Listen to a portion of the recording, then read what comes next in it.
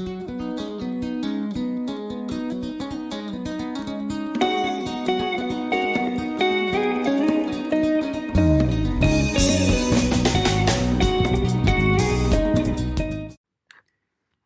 name is Stanley Nambi, and today we are continuing discussing about the same plant biology, but in part 2.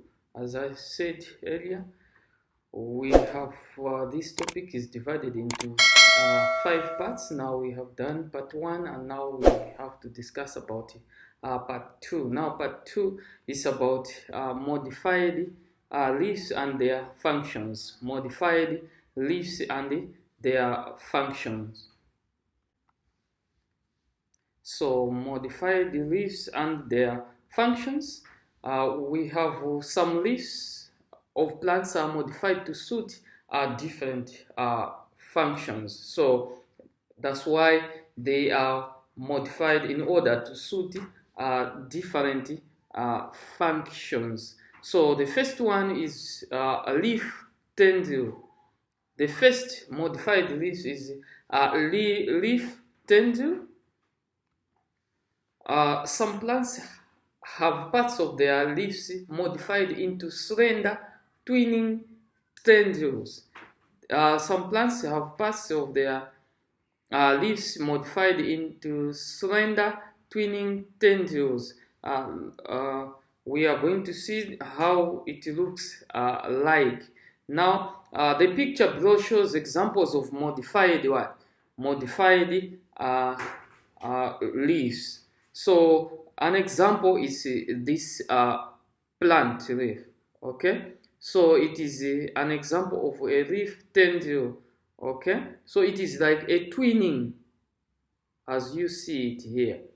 It is like a twinning, and it's slender. So this one is an example of a leaf that is modified, and the example is passiflora. So it has what? Tendrils for support. So it does what you see here. So that is an example of leaf tendrils.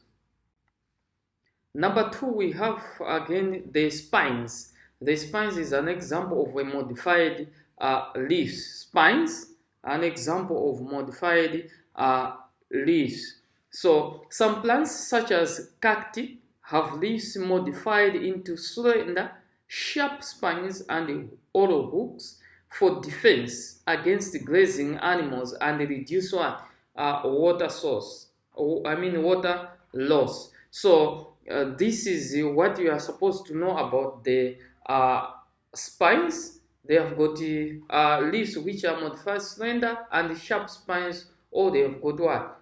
Hooks, of which animals will be unable to graze on those leaves, and they reduce the water loss. So let's see the diagram of a cactus. So this one, it has these stones of which, or hooks, the animals are unable to graze on them. So this one, they act as a defense against grazing animals. The third modified leaf is the pitcher. So a pitcher is a leaf modified into a whole jug structure. So such leaves serve as traps of insects or small animals which decay and provide nutrients to the plant. So this one, looking at the diagram, it's like a jug. It's an opening on top. Okay, so the insects, if they go into that one, they're trapped there.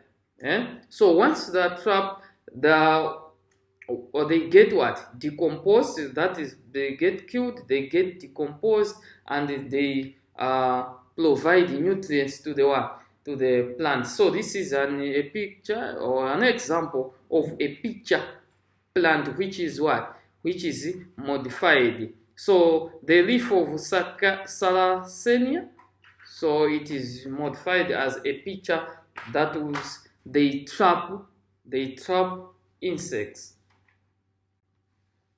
Now we have a variation in leaf tops. I talked on the first part where we were learning about the leaf. Okay, we talked of the external parts of the leaf, the apex, and I said we have got different kinds of apex. We have the rounded apex and the pointed apex. So if you can see this diagram, the leaf apex can be pointed or rounded as shown. This one is a pointed leaf apex. For example, this one is a pointed leaf apex. A pointed leaf apex, and we have again this one as a rounded leaf apex. So this is how these plant leaves they vary in terms of apex. So let's talk about arrangement of leaves on stems. So how leaves they get arranged on stems. So leaves can be arranged on stem to form various patterns as shown below. So some are arranged around the stem to form a hole. They are arranged on a stem to form a hole. So we'll see the diagram of a hole just around the stem. Then some alternate along the stem. Okay, so they arrange in an alternate along the stem. So the other one is opposite, this side and this side. Okay, so on the stem, that is how the leaves get arranged on the stem. So this is the thing you are supposed to see. So we have said the leaves are arranged on the stem to form various patterns as shown below. So some are arranged around the stem to form a hole. So if you can see like this one, on from one point they are arranged around.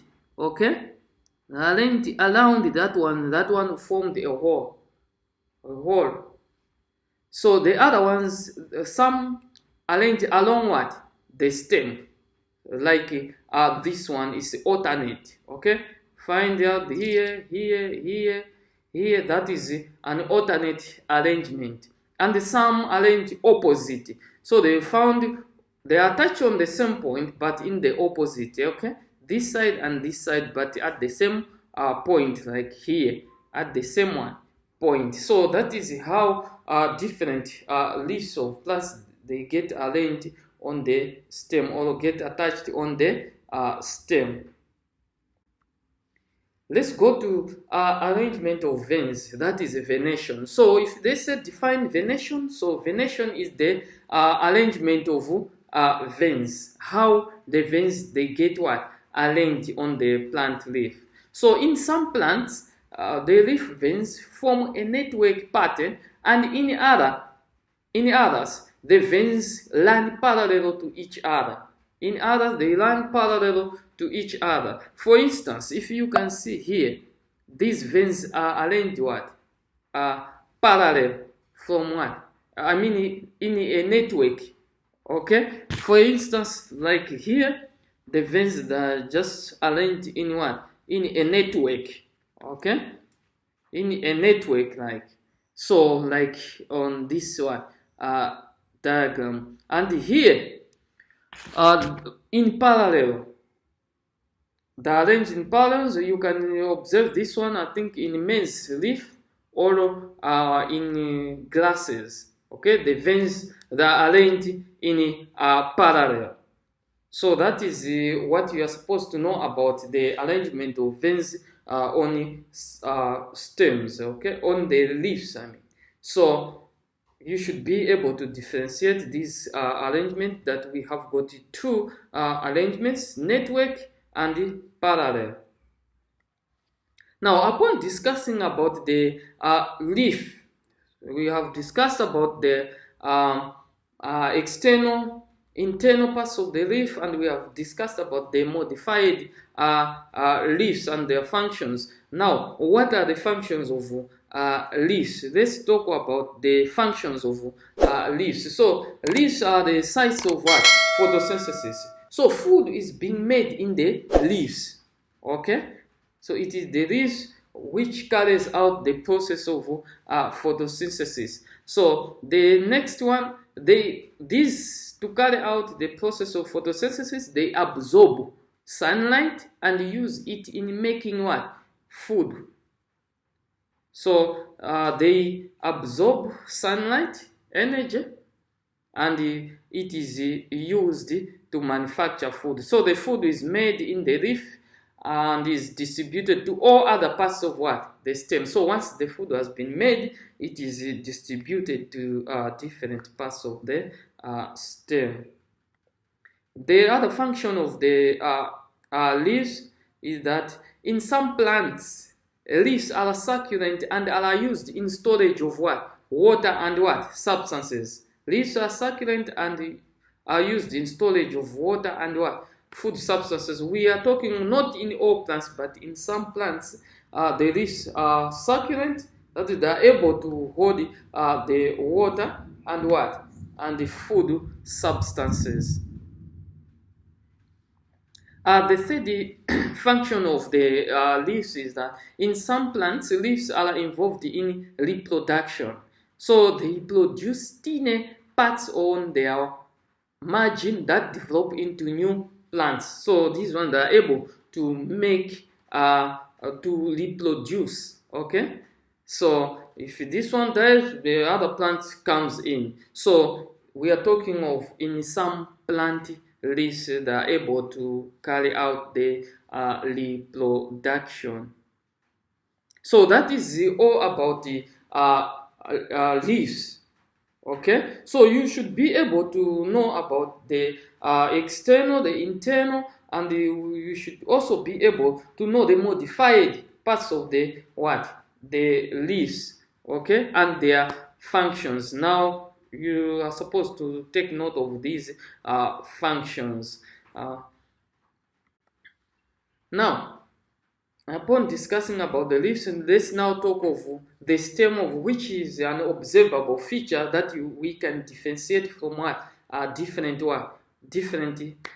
plants. So the stem, the distribution of tissues in a transverse section of the dicotyledonous stem is not the same as that in the monocotyledonous stem. So about the dicotyledonous and monocotyledonous, you'll all rent these ones in Form 1. So this one, they are telling us that the arrangement of the tissues in a dicotyledonous stem and in a monocotyledonous stem, they also differ. So in how do they differ? In the dicotyledonous stem, the veins are arranged to form a ring. In a dicotyledonous stem, the veins are arranged to form a ring. So they are arranged to form a ring, as you see from this one, from this diagram. This one is like a ring. Now from this one, you have the middle part. This one is a pith. It also plays important functions. So this one is pith, and from the first ring, this one, inside here we have the xylem. We have the xylem, and here this ring that differentiates the xylem from the phloem is known as the cambium. Is known as the cambium. This one, cambium, and here outside the ring you have the phloem. You have the phloem, and the inside one is the xylem. Now coming outside, we have the context. The whole of this one. This is the context. Okay. Now this one, outside the context, we have the epidermis. So we have got what? The epidermis. This is how in stem the veins they get arranged in a dicotyledonous one stem. Now let's see how the veins are arranged in what? In the monocotyledonous. So in the monocotyledonous, this is the internal structure of the monocotyledonous. So you have the xylem, you have the phloem, you have the epidermis. If you can check very well here, we don't have the pith, and we don't have the cambium to differentiate the xylem from what? The phloem. So that is what you are supposed to know about the difference between the arrangement of veins in stems, that is in monocotyledonous, and in what? Dicotyledonous. Now, let's go to what is it all about the monocotyledonous. So, internal structure of a stem is made up of several tissues, so each performing a particular function. So all these tissues, they perform particular functions. So the epidermis is the outer protective tissue. The epidermis is the outer protective tissue. If you can see, this one is the outer part, okay? It is the protective part. Then we come to the context. As we have seen in the dicotyledonous system, the context is also called the ground tissue. The ground tissue. So you can see here in the monocotyledonous, we don't have the context here. So that context is just the same as the what? The ground tissue. The context and the pith, they store water and the other substances. So that is the functions of the stem and what? The context and the pith. They store water and the other what? Substances. The vascular bundles transport substances within the plant tissues. When we talk of the vascular bundles, we are talking of the xylem and the phloem. Okay? We already discussed about these, the functions of these two bundles. Now let's talk of the modified stems and their what? Functions. We talked of modified leaves and their functions, and here also we do have the modified stems and their functions. Now, the stem is the part of a plant that bears leaves. The stem is the part of the plant that bears leaves. So leaves originates from the plant. If we talked of the leaves of a leaf of means how they get attached to a plant by the use of what? A sheath, while others they attach to the stem by the petiole. So this one, it bears the leaves. So the stem may also bear branches and what? And flowers. Okay? From the same stem, they could split, or they could come out of, they could bear, the branches would come out from the stems and what? The flowers. So the main external features of a stem are leaves. The main features of a stem are leaves, auxiliary buds, terminal buds, the nodes, internodes, and scale leaves. These are the main external features of a stem you need to be familiar with. Now, some plant parts, some plant stems have adventitious roots, while others have thorns or tendrils. So the same applies to here. They have adventitious roots, while others have thorns or what? Tendrils. So you must be familiar with the stem that grows upright above the ground.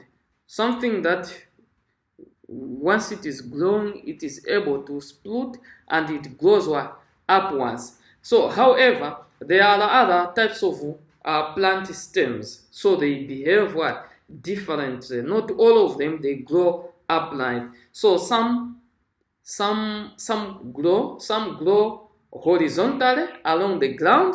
So they will just grow along the ground horizontally. Example is sweet potato vines. So we are familiar with what? Sweet potato. They just grow horizontally on the ground.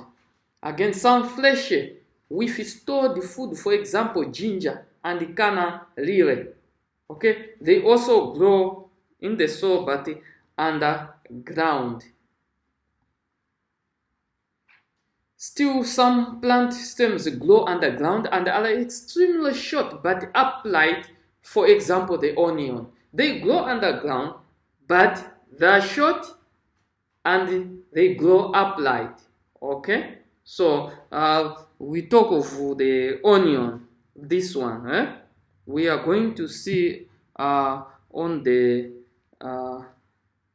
how the parts of the onions are, what are the parts of the onions and the how it grows. So the flesh underground part of an Irish potato is also a stem. The flesh of underground part of an Irish potato that grows underground, it is also a stem. So can you identify the main parts of the stems of an Irish potato? You may be familiar with Irish potato, so be able to mention the main parts of an Irish potato. So the following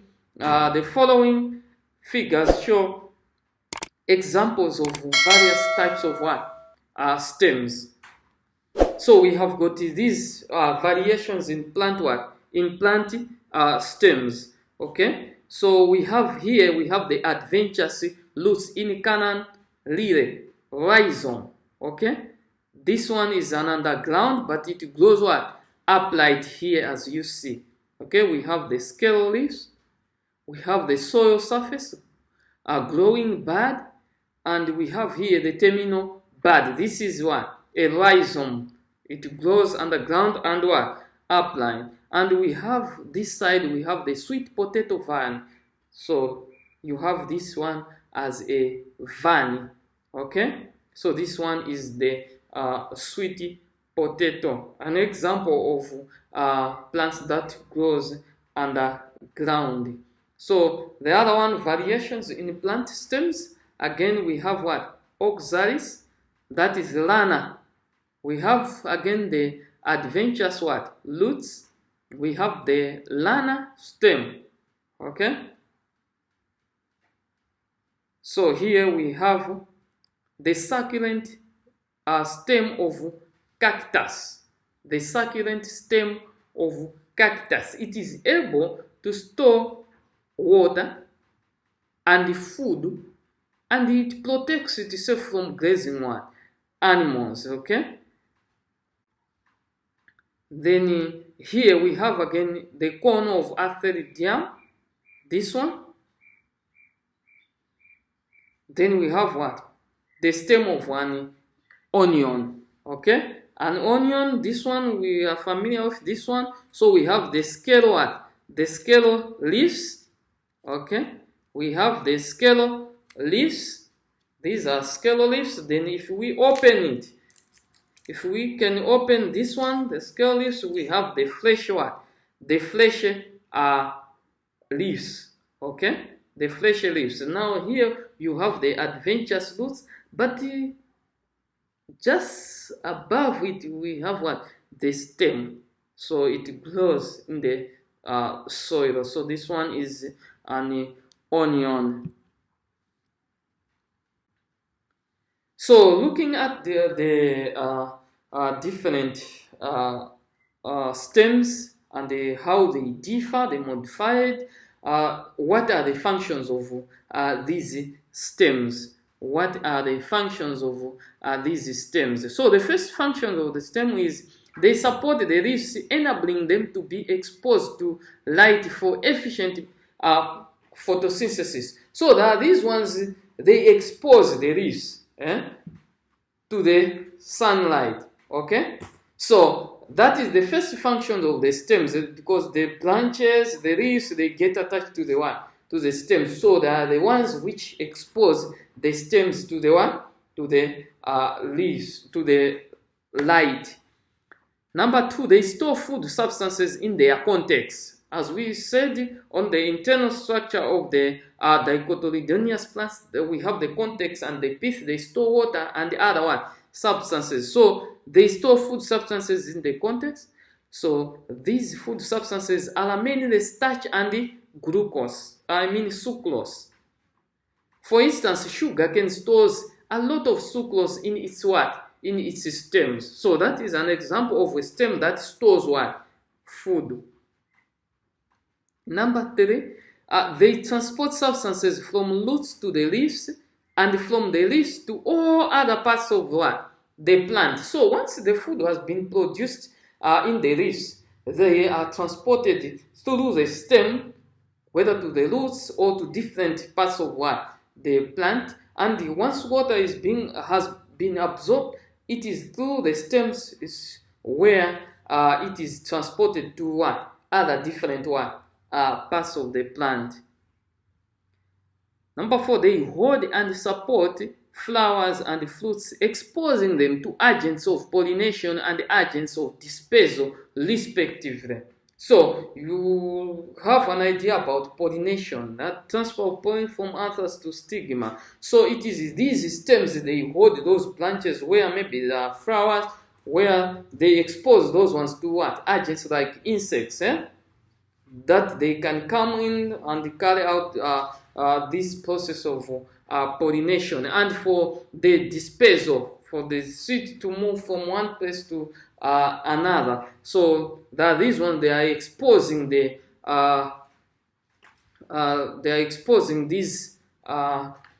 flowers.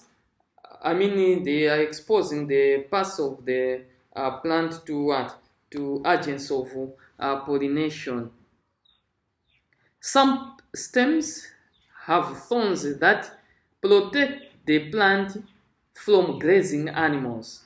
Some stems have thorns.